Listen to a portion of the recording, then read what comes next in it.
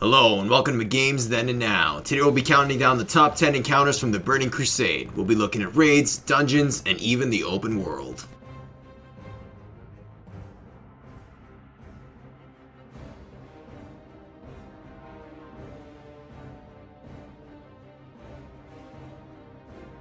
At number 10, Archimonde the Huntsman. Archimonde the Huntsman is the first boss in Kaelthas. Archimonde is a fairly basic encounter. You face his horse, and then him, and eventually you bring them both down. But he was for many an introduction into the larger world of WoW's raid scene. Kara, being a 10-man, was much more accessible to players in the larger raids of vanilla, and so it was through Kara that many earned their place as raiders in WoW. For many, Kara is one of the most fondly remembered raids ever created by Blizzard, both with fun and interesting fights, and with enough content to fill an entire raid night. Even in the later tiers, Kara continued to be relevant as a particularly lucrative source of badges of justice, currency similar to today's Valor points that allowed players to buy gear. Lore-wise, Archimonde is a stable master of Kaelthas and owner of the strongest and most powerful of them, Midnight.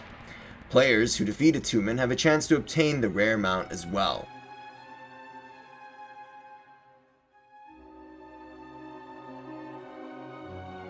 Number 9, the Fel Reaver.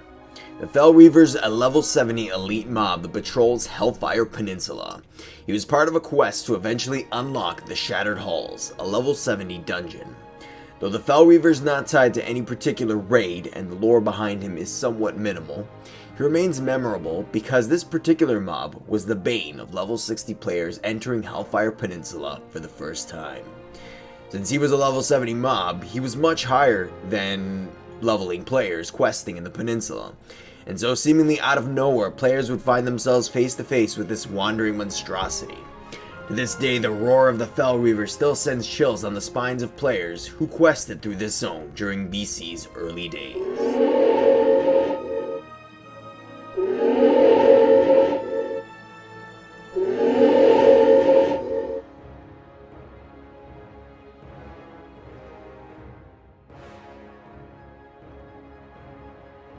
Number 8, Gruul the Dragon Killer.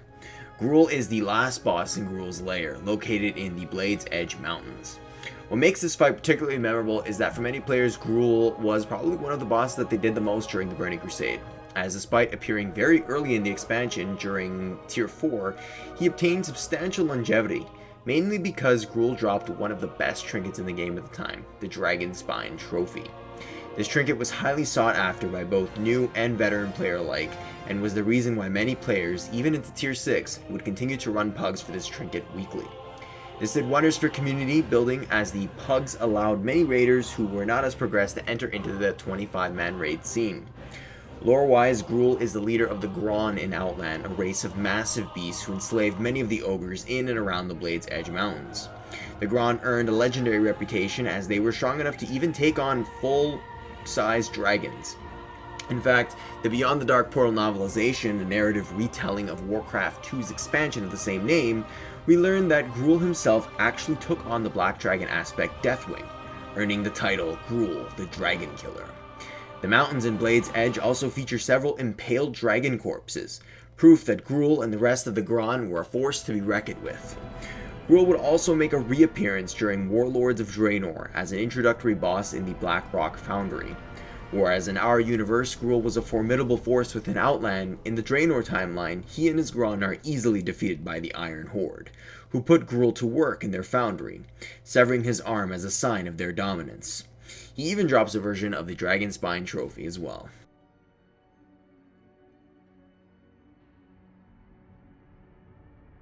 Number 7, Magtheridon. Magtheridon is the only boss to appear within Magtheridon's lair, considered the most difficult of the Tier 4 raids. Magtheridon is a massive pit lord who at one point controlled all of Outland, that is until the Frozen Throne expansion, where Illidan, Kaelthas, Ladybosch, and Arkema were able to invade the Black Temple and oust the demon from control. Illidan would then chain Magtheridon deep beneath Outland's Hellfire Citadel, which, according to the recently released Illidan novel by William King, he planned to use to create a massive army of Fel Orcs that he would use to control Outland and eventually take on the Burning Legion. The Magtheridon encounter was quite challenging because it required a substantial amount of coordination on the part of the raid. Every 60 seconds, Magtheridon would cast an ability called Blast Nova, a very hard-hitting spell that if not interrupted would almost certainly wipe your raid. However, the only way to interrupt Magtheridon is to use the 5 Mantacron cubes located around the room where you fight Mag. The cubes would have to be clicked at the exact same time or the raid would take substantial damage. The coordination necessary to get to the cubes, survive, and successfully click the cube made the fight challenging for many guilds looking to progress into the next tier. This challenge alone made the fight very memorable. At number 6, Prince Malkazar. Prince Malkazar is an Eredar prince and the final boss of Karazhan. He's located at the very top of the tower in what appears to be an interdimensional rift of some sort. Prince required raiders to be on the ball about their positioning and movements at all times during the fight. His place as final boss of Karazhan guaranteed that virtually anyone raiding, even casually during BC, had at least encountered this boss, and thus he remains memorable even to this day. Though there's little known lore about Malkazar, there are some interesting hints that might expand his story a bit further. As he seems to be located in a place beyond our own dimension, with the prince claiming that he has access to all realities, we can infer that Prince may have been able to travel across timelines. Though during the Burning Crusade this may have been merely a passing fact, with Warlords of Draenor being located in an alternate timeline, one item that drops from Prince is increasingly interesting. That is of course Gorehowl, the axe of Grom Hellscream. It is difficult to say exactly how Prince obtained this item, as in our timeline the axe was eventually passed to Grom's son, Garrosh, who would later abandon the axe during the Siege of Orgrimmar. In Warlords of Draenor, Garrosh wields an alternate Grom's Gorehowl. However, after Thrall kills Garrosh, this version of the axe is again taken up by alternate Draenor's Grom. Therefore the axe Malkazar has may be a version taken from another timeline. Overall though, Prince remains quite mysterious in terms of his place within the Warcraft universe, and little information has been revealed about him up to this point. In any case, he remains a memorable part of the Burning Crusade, and one that many players remember quite fondly. Number 5. Ladybosch. Ladybosch is the final boss in the Serpent Shrine Cavern. Vosh is a major lore character first introduced in Warcraft 3's Frozen Throne expansion, where she is part of the Naga force that Illidan summons from deep beneath the waves. Though her true allegiance would always be to her queen, Queen Ashara, she was very loyal to Illidan during her time in his service. She even acts as an envoy of Illidan to Kaelthas Sunstrider, eventually leading the Blood Elf to an alliance with the Demon Hunter. During the Burning Crusade, she remains loyal to Illidan, using her vast Naga force to drain the waters of the Zangarmarsh in an attempt to claim the precious and scarce resource on Outland, to further tighten Illidan's grip on the Shattered World. Ladybosch is memorable for being one of the most difficult and technically intricate fights of the Burning Crusade. She's one of the final bosses of Tier 5, sharing the spot with Kael'thas Sunstrider. Vosh's fight required the raid to be completely focused and very aware of what was happening around them. Specifically, during Vosh's second phase, she would shield herself, becoming completely immune to damage. In order to break the shield, players would have to split into groups around the room she is located in order to kill special elementals that would drop an item that could disrupt Vosh's shielding. The elementals themselves would spawn very far from the location which the item would need to be, and to make matters worse, the item, when looted, would root the player, impairing their movement. This forced players to create a chain, which they would have to toss the item back and forth to each other, eventually allowing them to use the item when they're close enough to the pillar. Players would have to do this 4 times, as there were 4 pillars controlling Vosh's shield. All the while, players would have to contend with Vosh's spells, spawning adds that had to be tanked, and an ad that constantly feared anyone near it, meaning it had to be kited. Also, Vash would spawn other elementals that upon touching her would empower her damage. Overall, it was this intricacy that made Vash incredibly challenging and a very memorable part of the Burning Crusade. Number 4. Archimonde. Archimonde, known as the Defiler, is the final boss of Mount Hyjal, a raid where players go back in time to the final battle of Warcraft 3 Reign of Chaos. Archimonde himself is one of Sargeras' most trusted lieutenants along with Kil Jaeden, making him an incredibly powerful demon lord. During Warcraft 3, the Lich Kel'Thuzad summons Archimonde into Azeroth in order to initiate his invasion of the world. Just as Archimonde was about to be successful, a united effort of the Alliance of Lordaeron, the Horde, and the Night Elves were able to stop Archimonde and save Azeroth. During the raid, players must hold off Archimonde until the Wisps of Ashenvale can finally finish off the Demon Lord, making history follow its proper course. The Archimonde encounter itself is memorable because of Archimonde's ability Airburst. The spell would knock players up into the air, causing fatal falling damage upon landing. However, Priestess Tyrande Whisperin, leader of the Night Elves, gives players an item called the Tears of the Goddess that would reduce falling speed. However, if players use the item too early during the Airburst ability, its effect would run out before the player hit the ground, resulting in their death. Players had to time their use of the Tears of the Goddess just right, or they would be killed almost instantly. Other than that, Archimonde was a fairly difficult encounter, with powerful spells and strong melee attacks that required players to be keenly aware of Doomfire that Archimonde would spawn near players, and have very good DPS and heals. Archimonde would also make a return during Warlords of Draenor, where he appears as the final boss of Hellfire Citadel and the expansion.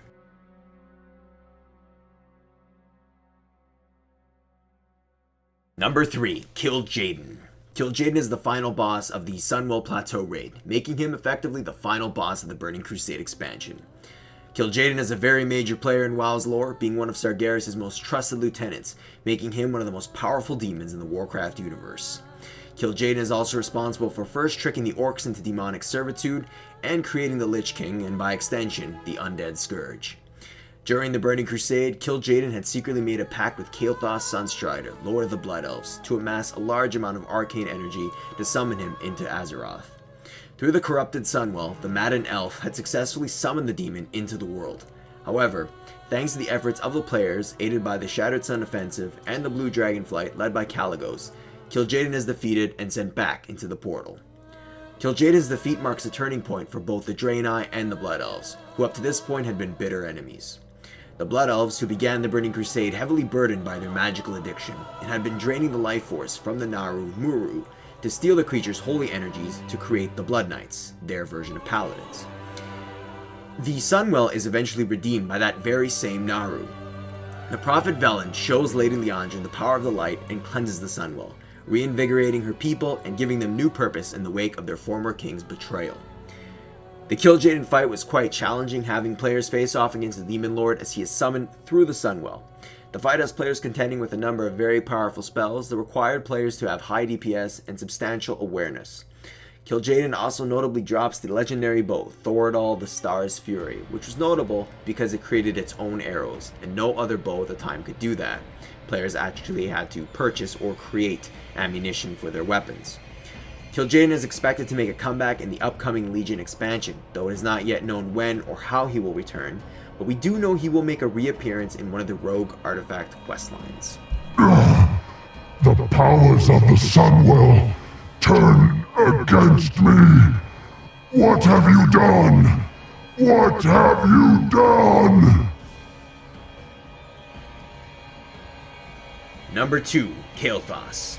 Kaelthas Sunstrider was the former king of the Blood Elves, who was the final boss of the Tempest Keep raid. Kaelthas was originally Prince of the High Elves and a powerful archmage in Dalaran, who had become romantically interested in the young mage Jaina Proudmoore. Though he was furious to find out she was far more interested in the Prince of Lordaeron, Arthas Menethil, Kael remained in Dalaran for many years as a mage. When Arthas became a Death Knight and used his vast undead army of the Scourge to attack and destroy Kael's home of Quel'Thalas, in order to use the Elf Sunwell to resurrect the Lich Kel'Thuzad, Kael was devastated. Many of his people, including his own father, had been killed by Arthas, and so Kael returned to his home to try and salvage what was left of his people. However, the Sunwell that had saturated the elves with arcane magic for centuries was destroyed, and now the elves suffered terribly as they had become addicted to the arcane magic that it had provided. With his people now increasingly desperate, Kael renamed them Sin'dorei, Blood Elves, in honor of the fallen. Kael took many of his people south, back to Lordaeron, to try and assist with vanquishing the undead Scourge, but due to the human prejudice he faced, Kael was forced into an alliance with the Naga, Ladybosch. The human commander Garithros saw this alliance as the final straw and planned to imprison him and execute the Blood Elves. Vash, however, saved the prince and introduced him to Illidan Stormrage, the demon hunter who, though did not have a cure for the elves' magical addiction, did promise ample amounts of fel magic to empower them instead.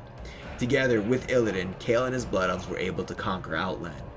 Though Kael and his Illidari allies failed to defeat Arthas Menethil at Icecrown Citadel, Kael and his people were able to build a powerful force in Outland, even capturing the Tempest Keep.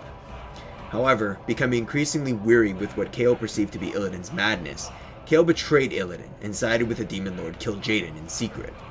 Players then face off against the Corrupted Prince at the end of the Tempest Keep raid, in one of the most intense and cinematic encounters ever implemented into WoW up to that point. The Kaelthas fight was extremely difficult, and required every member of the raid to be near perfect in their execution of the very difficult mechanics. Though players were able to defeat Kael, he would make a return during patch 2.4, where he would be pivotal in using the Sunwell to summon his demonic master, Kil Jaeden. Kaelthas himself would come back as a 5-man boss in the Magister's Terrace, where the once powerful elf has been completely consumed by his magical addiction, and players, at last, kill the Mad Prince. My demise accomplishes nothing! The Master will have you! You will drown in your own blood! The world shall burn! Ah! Before we get to our top spot, let's have an honorable mention for Karazhan's chess event. The chess event is memorable not so much for its difficulty, but mainly for its uniqueness, even today among WoW's encounters. The encounter is essentially a chess match against an echo of the Guardian of Tirisfal, Medivh. What's cool about the encounter is that it depicts a reimagining of the first war between orcs and humans from the first Warcraft game, and the inspiration for the recent Warcraft movie. The encounter essentially involves players controlling various chess pieces in order to defeat Medivh's king, Warchief Blackhand, while also contending with Medivh's powerful magic, which he at times will use to cheat during the match, either by empowering his own pieces or by damaging the player units via fire he places on the ground. Overall, chess remains a memorable part of Karazhan and serves to further elaborate on the already interesting atmosphere that Karazhan establishes. And now for our number 1 spot, Illidan's Storm Rage. You are not prepared! That's right, the Betrayer himself is the number 1 fight of the Burning Crusade. For old and new players alike, Illidan remains one of the most popular characters in the Warcraft universe, and during the Burning Crusade, Illidan was the raid encounter in which all others were measured. Few fights even now compare to the sheer epic nature of the Illidan encounter for its level of difficulty, its cinematic quality, and its significance in Warcraft's lore. Though arguably not as difficult or demanding as the final fights in Sunwell, Illidan was considered quite difficult due to his unforgiving damage and challenging mechanics. All of this combined made Illidan an extremely memorable fight, and one which players even today regard as one of WoW's best. Though Illidan's history is vast, players perhaps know him best as a demon hunter first appearing in Warcraft 3. During that game, Illidan starts off in prison due to his actions during the War of the Ancients. Tyrande Whisperwind frees Illidan in desperation as the Legion has returned and she needed all of the help she could get. Thanks to a tip from the Death Knight Arthas, Illidan finds and consumes the Skull of Gul'dan, preventing the Legion from using the skull. The power of the skull empowers Illidan, turning him into a powerful demon. Using his new powers, he kills the Dreadlord Tichondrius. Thus, it was thanks to Illidan that the Burning Legion was able to be stopped during the Third War, as they were not able to use the power of the Skull of Gul'dan. However, despite his sacrifice, Illidan's people, even his own brother and his beloved Tyrande Whisperwind, shunned him, seeing him as no better than the demons he fought against. During the Frozen Throne, Illidan summons the Naga and seeks to invade the Tomb of Sargeras, whereby he had planned to use the Eye of Sargeras to destroy the Frozen Throne and the Lich King on the command of Kil Jaeden. Illidan, however, was being chased by his former warden, Maiev Shadowsong, who sought to bring Illidan back to prison. Maiev did not know that Illidan had always planned to destroy the Legion, but at this point, he knew he was not powerful enough to stop Kil Jaeden, so he pretended to do the demon's bidding to destroy the Lich King. To Maiev, however, Illidan was just another demon. Illidan's plan would eventually fail, and he would be forced to retreat. But after meeting with Kael'thas, Illidan and his followers traveled to Outland, where, with the help of the broken Draenei Arkema, they were able to conquer the Black Temple and oust Magtheridon as ruler of Outland. It is here that Kil Jaeden once again finds Illidan, and gives him one final chance to destroy the Lich King, and the Frozen Throne. The end of the expansion would end in a climactic battle between Arthas Menethil and Illidan's Stormrage.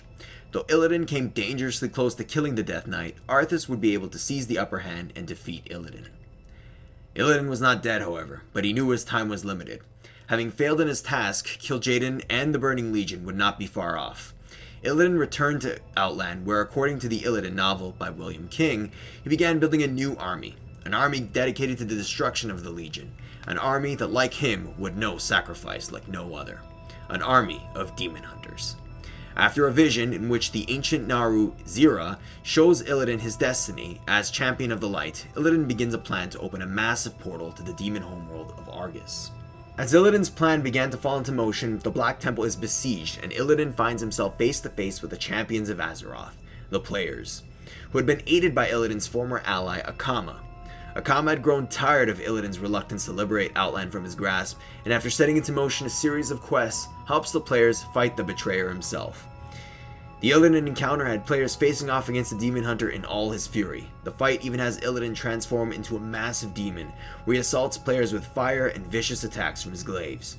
When near death, Illidan also comes face to face with Maya of Shadowsong, who also helps players bring down the Demon Hunter. Illidan is also notable for dropping two of the most famous weapons in the game, the Warglaives of Azeroth. The swords were originally only equipable by rogues and warriors, but have since been updated to include Death Knights and monks as well. The legendaries remain highly sought after, and their unique and bold appearance to this day still makes them a remarkable sight to see. Illidan will be making a return as the main character in the new Legion expansion, where we will learn that Illidan had in fact sent his demon hunters on a special mission before being killed at the Black Temple, and it is this faction of demon hunters that players will get a chance to play during the new expansion. Overall, Illidan is one of the most memorable and popular characters in the World of Warcraft, and his appearance in other games such as Hearthstone, Heroes of the Storm, and his re-emergence in the new expansion solidify his place as one of WoW's most legendary characters. You have won, Maiev. But the Huntress is nothing without the hunt. You are nothing without me. Thanks for watching, everyone. Stay tuned for more countdowns and more videos coming soon.